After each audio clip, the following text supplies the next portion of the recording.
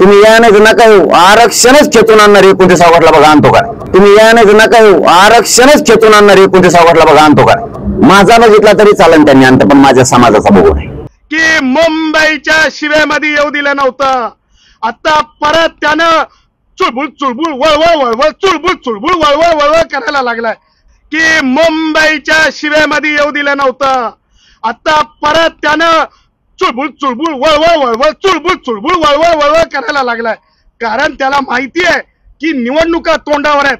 निवडणुका तोंडावर असताना काय पानचट बोलून फायदा आहे, काय पानचट बोलून फायदा आहे, काय पानचट बोलून फायदा आहे. यांना कायदा कळेल. जरंग्याला मीच गुणरत्न सदावर्तन जयश्री पाटील होत. की मुंबईच्या शिवेमध्ये येऊ दिलं नव्हतं, आता परत त्यानं चुळबुळ चुळबुळ वळवळ वळवळ चुळबुळ चुळबुळ वळवळ वळवळ करायला लागलाय.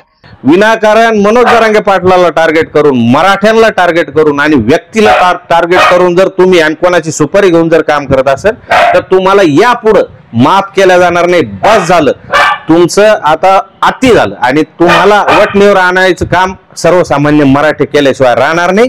आता तुम्हाला जर यायचंच असेल अंगावर तर आम्ही शिंगावर घ्यायला तयार आहे. आम्हाला उचकवू नका. आम्ही शांततेच्या मार्गाने या 2 वर्षापासून आंदोलन चालू केलेलं आहे आणि आम्ही शांततेच्या मार्गाने लढतोय.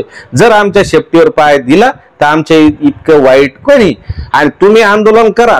आम्ही भांडतोय सरकारशी. आम्ही कुठल्याही जातीच्या नेत्याच्या पक्षाच्या विरोधात नाही. आम्ही आमच्या जातीसाठी लढतोय. आजपर्यंत लढलो मातीसाठी, आता जातीसाठी आम्ही प्राणाची आहुती द्यायला तयार आहे.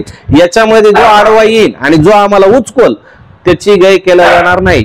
विनाकारण मनोज जरांगे पाटलाला टार्गेट करून, मराठ्यांना टार्गेट करून आणि व्यक्तीला टार्गेट करून जर तुम्ही आणि कोणाची सुपारी घेऊन जर काम करत असेल तर तुम्हाला यापुढे माफ केलं जाणार नाही. बस झालं तुमचं, आता अति झालं. आणि तुम्हाला वटणीवर आणायचं काम सर्वसामान्य मराठी केल्याशिवाय राहणार नाही.